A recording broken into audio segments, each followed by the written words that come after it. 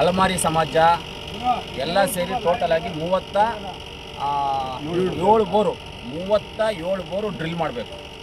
Total ಆಗಿ amount ಬಂದು 1,75,00,000 ಎಲ್ಲ ಬಡ ರೈತರಿಗೆ ಅವರು ಬದುಕೋಕ್ಕೋಸ್ಕರ, ಅವ್ರ ಜೀವನಾಧಾರಕ್ಕೋಸ್ಕರ ಅವ್ರಿಗೆ ಒಳ್ಳೆಯದಾಗಲಿ ಅಂತ ನಮ್ಮ ಕಾಂಗ್ರೆಸ್ ಪಕ್ಷದ ಸರ್ಕಾರ, ಮಾನ್ಯ ಮುಖ್ಯಮಂತ್ರಿಗಳಾದಂಥ DK ಶಿವಕುಮಾರ್ ಅವರ ನಾಯಕತ್ವದಲ್ಲಿ, ಸಿದ್ದರಾಮಣ್ಣ ಅವರ ಒಂದು ನಾಯಕತ್ವದಲ್ಲಿ ಇವತ್ತು ಈ ರೈತರಿಗೆಲ್ಲ ಬೋರ್ಗಳನ್ನು ಹಾಕ್ತಾಯಿದ್ದೀವಿ.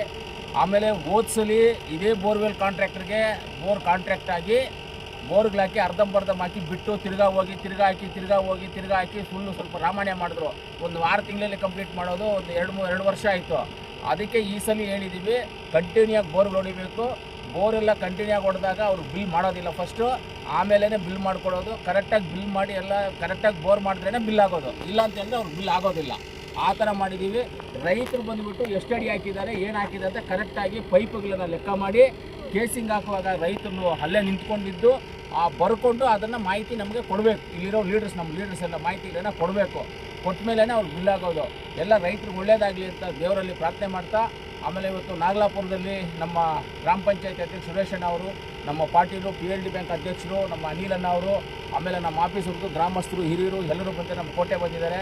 ಎಲ್ಲ ನಮ್ಮ ಶಿವಣ್ಣ ಎಲ್ಲರೂ ಬಂದಿದ್ದಾರೆ. ಎಲ್ಲರಿಗೂ ನಾನು ಧನ್ಯವಾದಗಳನ್ನು ತಿಳಿಸಿ, ದೇವರು ಒಳ್ಳೇದು ಮಾಡಿ ಒಳ್ಳೆ ನೀರಾಗಲಿ, 5 ಇಂಚು ನೀರು ಬಂದು ಪರ್ಮನೆಂಟಾಗಿ 50 ವರ್ಷ ಬೋರ್ ಒಳ್ಳೆ ಅಂತ ಆ ಬಸವೇಶ್ವರ ಸ್ವಾಮಿಯಲ್ಲಿ ಪ್ರಾರ್ಥನೆ ಮಾಡ್ತೀನಿ.